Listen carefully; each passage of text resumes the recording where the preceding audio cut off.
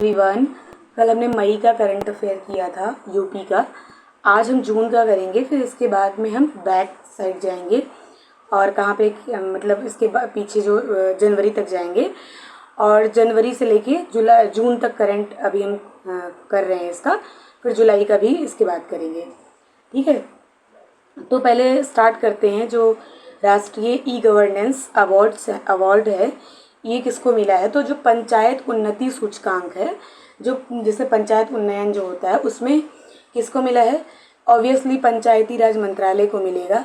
किसके लिए मिला है? डाटा एनालिटिक्स के लिए। अब आजकल हर चीज़ डाटा, एआई, इन सब चीज़ों पे होने लगी है हर बात।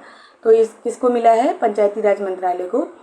और जो महाकुंभ की आईटी प्रणाली है, महाकुंभ आईटी प्रणाली का अवार्ड किसको मिला है? प्रयागराज मेला को। फिर उसके बाद त्रिनेत्र एक अवार्ड करके था, उसमें त्रिनेत्र महाकालेश्वर मंदिर में एक जो त्रिनेत्र लगा हुआ है महाकालेश्वर मंदिर में, उसको अवार्ड मिला है। अभी किसके लिए है? निगरानी करने के लिए कि कोई कुछ असुविधा ना हो जाए लोगों को, जो श्रद्धालु आते हैं उनके लिए, ठीक है। अभी बहुत ही इंपॉर्टेंट चीज़ हम पढ़ते हैं, प्रोजेक्ट गंगा। ये कई बार सुन लिए होंगे, जैसे गंगा सुन के हमको नदी का याद आता है, लेकिन यहाँ पे दूसरी चीज़ है। इसका फुल फॉर्म है, ये याद करना बहुत ज़रूरी है, government assisted network for growth and advancement. ये किसके लिए है? जो डिजिटल डिवाइड को कम करने के लिए। डिजिटल डिवाइड मतलब नेटवर्क पहुंचाने के लिए गाँव में, पंचायतों में, ज़िले में, मतलब हर जगह, हर पंचायत न्याय में, हर जगह नेटवर्क पहुंचाने के लिए, डिजिटल सुविधा पहुंचाने के लिए प्रोजेक्ट गंगा स्टार्ट किया गया है और ये 21 जिलों में स्टार्ट किया गया है, ठीक है। अब ये डीएसपी क्या है? Digital service provider.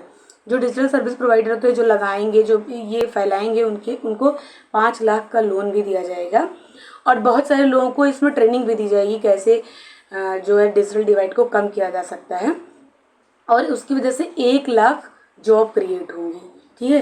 कितनी जॉब क्रिएट होंगी? 1 लाख जॉब क्रिएट होंगी। अब UPSSC कुछ भी पूछता है तो थोड़ा बहुत हम याद करते हुए चलेंगे चीज़ों को। अब नेक्स्ट न्यूज़ देखते हैं, यूपी कैंप। अब यूपी कैंप को स्टार्ट किसने किया है? यूपी गवर्नमेंट और वर्ल्ड बैंक ने शुरू किया है। UP government and world bank ने यूपी कैंप को शुरू किया है। अब यूपी कैंप का फुल फॉर्म क्या होगा? UP clean air management project होगा। इसका क्या नाम है?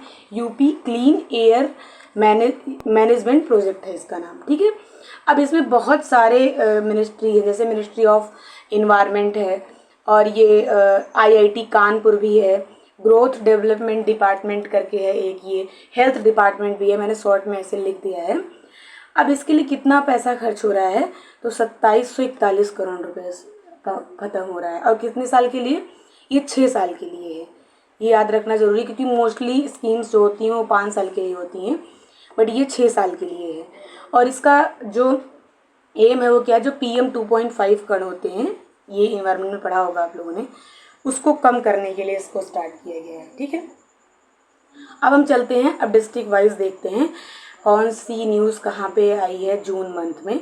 तो सबसे पहले हम लोग देखते हैं मेरठ की पारुल चौधरी हैं जो एथलेटिक्स से बिलोंग करती हैं। जैसे ये सारी चीज़ें बहुत पूछते हैं, कौन किस क्या खेलता है। जैसे आज ही ASO का पेपर हुआ, उसमें अभिनव करके एक प्लेयर हैं, उनका मुझे देखो पूरा नाम ही मुझे नहीं याद आ रहा, अभिनव करके हैं, वो बैडमिंटन खेलते हैं, प्रयागराज के हैं। ये क्वेश्चन आया था। तो एथलेटिक्स अवार्ड मिला है पारुल चौधरी को और ये एथलेटिक्स खेलती हैं। अब इसको दिया किसने? एथलेटिक्स फेडरेशन ऑफ इंडिया ने दिया है। ये महिला श्रेणी में पाई है, ठीक है। तो इसी का पुरुष श्रेणी में कौन पाया है? नीरज। ऑब्वियसली नीरज चोपड़ा ही इस समय छाए थे कुछ दिन पहले, अभी इस समय तो उनका नाम मुझे लगता है गायब ही हो गया है। खैर, नेक्स्ट क्वेश्चन देखते हैं, नेक्स्ट न्यूज़ देखते हैं कि एक बरेली के, थोड़ा सा ब्लर है लेकिन काम चल जाएगा, बरेली के एक राधे श्याम है जो कथावाचक हैं। क्या नाम है इनका? राधे श्याम, जो कथावाचक थे। इनकी प्रतिमा का अनावरण किया गया है। कहाँ पे? बरेली में। बरेली में इनकी प्रतिमा का अनावरण किया गया है। और यहाँ पे बरेली में जो GIC है उसका जो ऑडिटोरियम होता है जहाँ पे बहुत सारे प्रोग्राम्स होते हैं, उसका नाम राधे श्याम स्मृति भवन कर दिया गया, मतलब इनके नाम पे।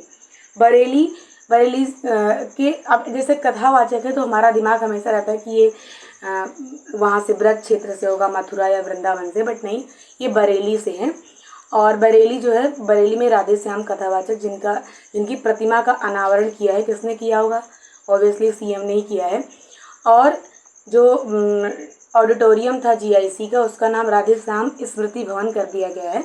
और जो इनका घर था राधे श्याम जी का, वो संग्रहालय में तब्दील कर दिया गया है। ठीक है, उसको संग्रहालय बना दिया गया है।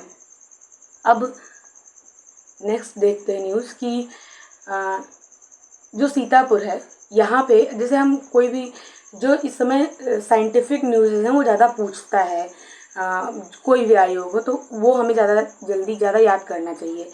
अब जैसे सीतापुर में कुछ जगह खाली पड़ी थी जो डिफेंस मिनिस्ट्री की थी, तो वहाँ पे पहला डिफेंस लैंड सोलर योजना खोली गई है। ठीक है, कितने मेगावाट की? 250 मेगावाट की। ठीक है, यहाँ ये कितने एकड़ की ज़मीन थी? 850 एकड़ की। अब यहाँ पे हमें याद रखना है कि ये यूपी गवर्नमेंट ने नहीं स्टार्ट किया, इसको रक्षा मंत्रालय ने शुरू किया है। और इसका उद्घाटन भी राजनाथ सिंह जी ने किया था। इसने राजनाथ सिंह जी ने किया था इसका उद्घाटन। पहला डिफेंस लैंड सोलर योजना, याद रखना है, डिफेंस लैंड सोलर योजना। मतलब इससे जो डिफेंस की मिनिस्ट्रीज़ हैं, जो जगह हैं जो जहाँ पे सारी चीज़ें होती हैं, उनको बिजली दी जाएगी। ठीक है, और यहीं पे battery energy solar storage system शुरू किया गया है। मतलब यहीं पे बैटरी एनर्जी जो लाइट बनेगी अगर एक्स्ट्रा हो जाएगी तो उसको स्टोर किया जाएगा, ये है। ठीक है, कितने कितने मेगावाट के? 50 मेगावाट की और 200 मेगावाट की। ठीक है, अब नेक्स्ट न्यूज़ देखते हैं लखनऊ की। और मैं बताना चाहती हूँ कि वैसे ये कोई दावा वावा नहीं है, बस बता रही हूँ कि 11 बजे मैं नोट्स बनाई थी, उसके बाद जब पेपर हुआ था ये होगा, तो उसमें था कि आईएमडी का क्षेत्रीय कार्यालय कहाँ है। तो आईएमडी का क्षेत्रीय कार्यालय कहाँ बनाया गया है? तो ये याद रखिएगा, लखनऊ में। अच्छा, एक ट्रिक है, ट्रिक क्या करें, अगर आपको कुछ नहीं याद आ रहा है, कुछ नहीं समझ में आ रहा है, कोई कार्यालय पूछ रहा है तो नोएडा मोस्टली होता है, मतलब ये कोई दावा नहीं है, ये तो लखनऊ होता है, तो ये याद कर सकते हैं अगर नहीं याद आ रहा है तो। ठीक है, अब यूपी संगीत नाटक अकेडमी पुरस्कार दिया गया है, 51 पुरस्कार दिए गए थे। अब सारे इतने पुरस्कार याद करना पॉसिबल नहीं है, तो यहाँ पे ये याद कर सकते हैं कि यूपी संगीत नाटक अकादमी सम्मान, मतलब यूपी संगीत नाटक अकादमी बना कब था? तो ये 13 नवंबर 1963 को बना था, याद कर लेना है, 13 नवंबर 1963 को बना था। ठीक है, ये लखनऊ की न्यूज़ हो गई। और अभी देखते हैं नेक्स्ट है कि एक सीड पार्क बन रहा है, कहाँ पे? लखनऊ में ही बन रहा है, उसका नाम है चौधरी चरण सिंह सीड पार्क बन रहा है। सीड पार्क मतलब जहाँ पे अच्छे बीज बनेंगे, अच्छी गुणवत्ता के बीज जो फार्मर्स को प्रोवाइड किए जाएंगे।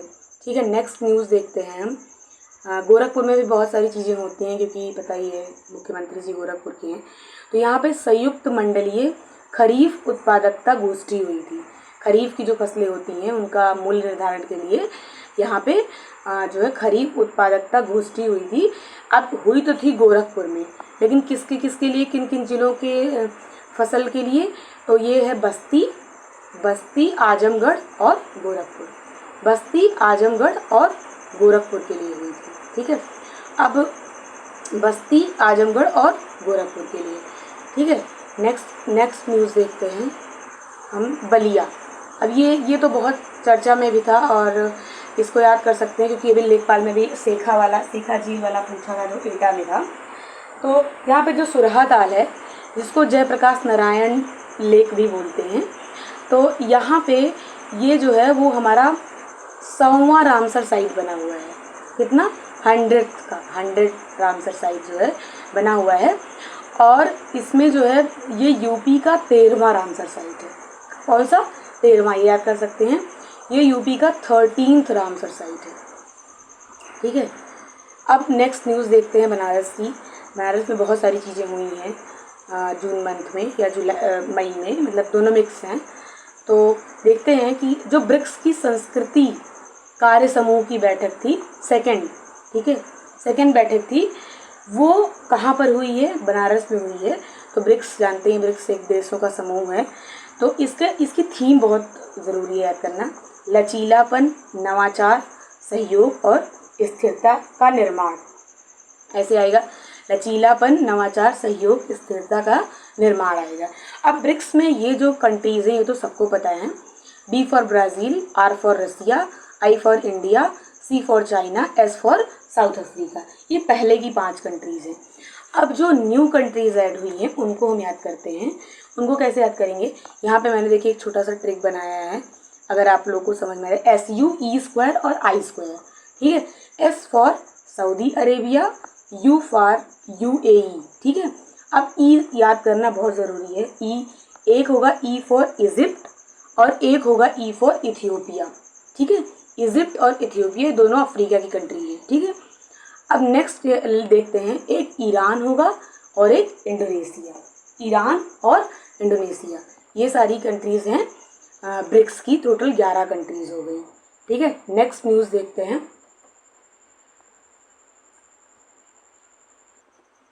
नेक्स्ट न्यूज़ भी हमारी बनारस की ही है। एयर इंडिया और हब एंड स्पोक मॉडल जो इंडिया का है, इन दोनों ने मिलकर पहली इजी कनेक्ट उड़ान सेवा शुरू की है। इजी कनेक्ट का मतलब ये होता है जैसे मान लीजिए कोई बनारस से जा रहा है विदेश कहीं, लेकिन उसको बीच में कई सारी फ़्लाइट्स चेंज करनी है, तो हर जगह चेकिंग होती है। उस चेकिंग को कम करने के लिए, मतलब एक बार बनारस में चेक हो गई तो उसके बाद अब कहीं नहीं चेक होगी, अब डायरेक्ट जहाँ जाएंगी वहाँ वो चले जाएंगे। ये एक सुविधा शुरू की गई है, कहाँ से, बनारस से। बनारस में एक चीज़ और हुआ है कि BHU में विज्ञान भारती का अधिवेशन हुआ है, ठीक है। किसका, विज्ञान भारती का अधिवेशन हुआ है। और इसको स्टार्ट किसने किया, मतलब इसमें भाग किसने लिया है, तो हमारे प्रिय मुख्यमंत्री जी ने। अब यहाँ पे प्रधानमंत्री क्योंकि बनारस बहुत जाते हैं, उनका संसदीय क्षेत्र है, तो यहाँ से हमको कंफ्यूज नहीं होना, तो ये CM ही गए थे इसका उद्घाटन करने। अब इसकी थीम भी याद करनी है। अब हर चीज़ में विकसित भारत और AI वगैरह जोड़ देते हैं, वहाँ से हम सोच सकते हैं कि one health net zero for Viksit Bharat and AI ethics. AI हर जगह जोड़ दिया जाता है, one health net zero for Viksit Bharat and AI ethics. अब इसके बाद एक है विश्व का सबसे ऊंचा शिवलिंग एंड भव्य अर्बन पार्क। अब शिवलिंग तो ऑब्वियसली वहाँ पे मंदिर है शिव जी का, तो वहीं पे होगा, ये हम गेस कर सकते हैं, तो ये बनारस में हुआ है। नेक्स्ट न्यूज़ थोड़ी इंटरेस्टिंग है। जो झांसी है, वैसे हम सोच नहीं पाएंगे अगर एग्जाम में आएगा, वो बाल श्रम मुक्त जिला बना हुआ है। क्या, बाल श्रम मुक्त जिला। अब लक्ष्य क्या है हमारा, 2027 में बाल श्रम को ख़त्म करना है, ठीक है। अब यहाँ से थोड़ा ऐड कर सकते हैं कि रानी लक्ष्मीबाई जी छोटी थी बहुत, कि जालौन में गरीबी मुक्त गांव घोषित किया गया है, मतलब ये सारे गरीबी मुक्त हो गए हैं जितने गांव हैं यहाँ के। अब ये न्यूज़ मुझे मतलब उतनी ऑथेंटिक नहीं लग रही कि मतलब ऐसा हो सकता है, कागज़ में तो है, तो ये पढ़ना पड़ेगा। झांसी जो है वो बाल श्रम मुक्त बना है और जो जालौन है वो गरीबी मुक्त गाँव बना हुआ है, ठीक है। महोबा जो है वहाँ पे 105 मेगावाट का सोलर प्लांट लगाया जा रहा है, ठीक है। ये फेज़ 2 का है, पहले फेज़ 1 लगा होगा, उसके बाद फेज़ 2 आया है।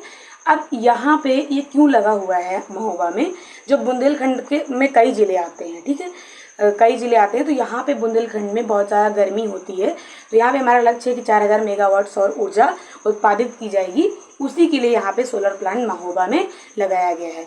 बट इसके पहले हमने जो सीतापुर की न्यूज़ देखी थी, वो क्या थी, वहाँ पे था कि पहला डिफेंस लैंड सोलर योजना शुरू की गई, तो वहाँ से हमको कंफ्यूज नहीं होना है यहाँ पे, ठीक है। अब नेक्स्ट न्यूज़ देखते हैं। जो IIT कानपुर है और BSNL ने अगली पीढ़ी की प्रौद्योगिकी के लिए समझौता किया है। तो IIT कानपुर हमेशा ये सब चीज़ें करता रहता है कि अब नेक्स्ट पीढ़ी की प्रौद्योगिकी मतलब AI वगैरह का डेवलपमेंट करेगा, और ज़्यादा डिजिटल डिवाइड को कम करेगा, डाटा और ज़्यादा डाटा मतलब डाटा इकट्ठा करने की और ज़्यादा क्षमता कैपेसिटी बिल्डिंग करेंगे, यही सब होता है इसमें। IIT कानपुर और BSNL ने किया है, ठीक है, अगली पीढ़ी की प्रौद्योगिकी के लिए, ठीक है। अब इसके साथ कानपुर में एक और चीज़ हुई है, राष्ट्रीय सैन्य ड्रोन प्रौद्योगिकी शुरू की गई है। कौन, राष्ट्रीय सैन्य ड्रोन प्रौद्योगिकी, कहाँ पे, IIT कानपुर में, ठीक है। अच्छा, ड्रोन प्रौद्योगिकी का मतलब क्या है कि जैसे ड्रोन बनाए जाएंगे, नेक्स्ट लेवल नेक्स्ट जनरेशन के जो हमारे सैन्य उपकरण होते हैं वो सारी चीज़ें यहाँ पे बनाई जाएंगी। लेकिन इसके लिए अकेले IIT कानपुर नहीं है, इसमें UP ईडा भी काम कर रहा है। अब UP ईडा जो है उसका फुल फॉर्म क्या होता है, UP expressway industrial development authority.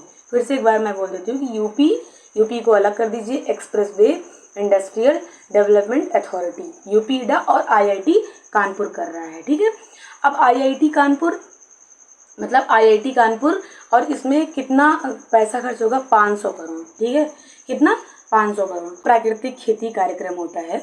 प्राकृतिक खेती का मतलब है कि हम खाद नहीं यूज़ करेंगे, जो फर्टिलाइजर्स होता है, नेचुरल वे में खेती करेंगे, सब कुछ नेचुरली उगाएंगे। उसके लिए कृषि विभाग और CSAU, ये है चंद्रशेखर यूनिवर्सिटी जो कृषि की है, उसने एक साथ समझौता किया है कृषि विभाग के साथ। यहाँ कंफ्यूज नहीं होना है, यहाँ पे आईआईटी कानपुर का कोई रोल नहीं है, यहाँ पे चंद्रशेखर यूनिवर्सिटी जो कानपुर में है उसका रोल है कृषि विभाग वाली। और चंद्रशेखर यूनिवर्सिटी बनी कब थी, 1975 में। हमारे यहाँ पे 6 कृषि विश्वविद्यालय हैं यूपी में। ठीक है, उसके तहत एक ये भी है चंद्रशेखर कृषि विश्वविद्यालय, जो 1975 में बना हुआ था। ठीक है, MSME BRICS forum, MSME BRICS forum जो है वो कहाँ पे हुआ था इस बार, आगरा में। MSME मंत्रालय इसमें था कि वही MSME को बढ़ाने के लिए। अब एक चीज़ यहाँ पे MSME के बढ़ाने के लिए यहाँ पे जो फोरम हुआ था वो आगरा में हुआ था, ये हमें याद करना है। लेकिन जो संस्कृति कार्य समूह की बैठक थी वो बनारस में हुई थी, ये भी याद रखना है। ठीक है, अब इसमें एक चीज़ ये है कि ये जो ब्रिक्स है ये मतलब ग्लोबल GDP का कितना % योगदान करता है, तो ये 40% का योगदान करता है। कितने का 40% का योगदान करता है हमारा ब्रिक्स देश, ब्रिक्स जो कंट्रीज हैं वो सब। तो यहाँ पे एक अभी उच्चतम न्यायालय ने एक न्याय मतलब वो दिया है, जजमेंट दिया है कि जो कुलसुम निसा वर्सेस यूपी स्टेट का एक वो था, उसमें ये बताया कि जो वैवाहिक पुत्रियाँ हैं उनको अनुकंपा नियुक्ति से वंचित नहीं किया जाएगा। ये इनका आर्टिकल 14 और 15 के तहत ये इनका अधिकार है, मौलिक अधिकार है। अब ये अनुकंपा नियुक्ति क्या होती है कि जैसे अगर माँ बाप मर गए हैं तो उनकी जगह पे नियुक्ति पाने का अधिकार बेटियों का भी है, वैवाहिक बेटियों का भी है। ये जजमेंट जो है वो मतलब उच्चतम न्यायालय ने दिया हुआ है। ठीक है, अब नेक्स्ट देखते हैं। ये हमने इसलिए बना दिया था ताकि चीज़ें जल्दी रिटेन, अगर हम मैप में बनाते हैं कोई चीज़ तो वो जल्दी रिटेन होती है, रादर कि हम ऐसे लाइन वाइज पढ़ते रहें, उससे हम पढ़ते तो हैं बट रिटेन नहीं होती हैं चीज़ें। तो नेक्स्ट है कि यूपी में 5 जगह जेल बनाई जा रही हैं, जेल की भी ज़रूरत है। जहाँ पे सबसे पहले देखते हैं बीच में, जैसे बीच में कानपुर नगर में एक जेल बनाई जा रही है। फिर ऊपर देखते हैं, कानपुर के ऊपर एक ही जेल है, वो मुरादाबाद है। ठीक है, मुरादाबाद है। फिर एक कानपुर के बगल औरैया में बनाई जा रही है। फिर ललितपुर हमारा नीचे लटका रहता है, ललितपुर में बनाई जा रही है। और एक भदोही जिले में बनाई जा रही है। अब जो जिस जिले का है वो रिलेट कर लेना। एक जैसे एक बड़ा पूछ सकते हैं कि जैसे 4 जेल दे दिया उसमें से एक नहीं था और वहाँ पे एक जेल होगी नहीं होगी, तो ऐसे इसलिए इसको याद करना जरूरी है। मुरादाबाद में, कानपुर में, भदोही में, ललितपुर में और औरैया में। अब एक लेख जो है, एक बुक है second orbit, the second orbit, इसको किसने लिखा है, ऑब्वियसली शुभांशु शुक्ला ने लिखा है। इसको हम गेस भी कर सकते हैं अगर हमारा आएगा तब भी। ठीक है, नेक्स्ट न्यूज़ देखते हैं। जो यूपी है वो 2 लाख करोड़ निर्यात कर चुका है। अब भारत में यूपी 5.2% निर्यात के साथ 5th नंबर पे आ गया है। इसको याद करना थोड़ा आसान है कि 5.2% निर्यात हुआ है। अब यहाँ से दोनों तोड़ सकते हैं, 5.2 मतलब 5वें स्थान पे और 2 का मतलब 2 लाख करोड़ निर्यात हो गया है। ठीक है, अब जो 5 जून को एक पेड़ माँ के नाम प्रोग्राम शुरू किया गया था, उस पर कितने पौधे लगाए गए हैं, 5 करोड़ पौधे लगाए गए हैं। ठीक है, 5 करोड़ पौधे लगाए गए हैं एक पेड़ माँ के नाम पे। ठीक है, नेक्स्ट न्यूज़ देखते हैं। NFHS की न्यूज़ जो है, NFHS 6 आया है जिसमें यूपी में जो है वो टीकाकृत बच्चों, जो 12 से 23 माह के बच्चे होते हैं, उनमें जो टीकाकरण होता है उसमें वृद्धि हुई है 69.9% से 81.4%। अब इतना डाटा याद करना थोड़ा मुश्किल होता है, तो थोड़ा सा राउंड ऑफ फिगर कर सकते हैं कि हम 70 10 80 मतलब 69 से 81, एक इधर कम हुआ है 70 में तो एक इधर बढ़ गया है, इतना थोड़ा सा याद रिलेट करके याद कर सकते हैं। अब पूरे टीकाकरण में वही देखो कितने % की वृद्धि हुई है, लगभग 11.5% की वृद्धि हुई है। ठीक है, अब जो यूपी का GST संग्रह है वो 13% बढ़ गया है, 13% के साथ इसमें वृद्धि हुई है। ठीक है, अब क्या हुई है, 13% के साथ GST संग्रह में वृद्धि हुई है। अब एक नमो ग्लोबल सिटी बनाई जाएगी जो एनसीआर के शहर है, मतलब जो एनसीआर के जो सिटीज़ होते हैं उसमें किसी एक शहर में नमो ग्लोबल सिटी बनाई जाएगी। ठीक है, नमो ग्लोबल सिटी बनाई जाएगी कहाँ पे? एनसीआर के शहरों में। अब हमने कुछ न्यूज़ बाकी रह गई थी जो उस मैप पे नहीं आई थी, तो इसलिए मैंने अपनी तरफ से एक छोटा सा मैप बना लिया था, उसमें मैंने दिखा दिया है सारी न्यूज़ जो ज़रूरी है हमारे एग्ज़ाम के लिए। पहली न्यूज़ देखते हैं, अमरोहा की है। अमरोहा में जो ministry of petroleum and natural gas है उसमें भारत की पहली निजी क्षेत्र की हाइब्रिड 2G एथेनॉल परियोजना स्टार्ट की गई है। निजी क्षेत्र की है, मतलब कोई प्राइवेट स्टार्ट करेगा, और किसके थ्रू? पीएम जीवन मिशन योजना की तरफ, G1 होता है ये, पीएम जीवन योजना के तहत इसको शुरू किया गया है ministry of petroleum and natural gas की तरफ से। अब है तो निजी क्षेत्र की, लेकिन इसमें गवर्नमेंट कितनी हेल्प दे रही है? 150 करोड़ की। कितना? 150 करोड़ का हेल्प दे रही है हमारी जो है यूपी गवर्नमेंट इसको। और अमरोहा के किस गांव में हो रहा है ये? तो धनौरा गांव में। धनौरा गांव है अमरोहा का, वहाँ पे इसको स्टार्ट किया जा रहा है। अब गाजियाबाद में एक नई टेक्निक हुई है कि जो गोबर, जैसे गौशाला से गोबर निकलते हैं, मतलब जो स्वच्छ भारत मिशन अर्बन 2.0 है, मतलब दूसरा चरण जो है उसमें गाजियाबाद में गोबर से नेचुरल पेंट बनाया जाएगा। पता नहीं कैसे बनाएंगे, लेकिन जो गौशाला से गोबर निकलते हैं उससे नेचुरल पेंट बनाया जाएगा। कहाँ पे? गाजियाबाद में। ठीक है, नेक्स्ट न्यूज़ देखते हैं।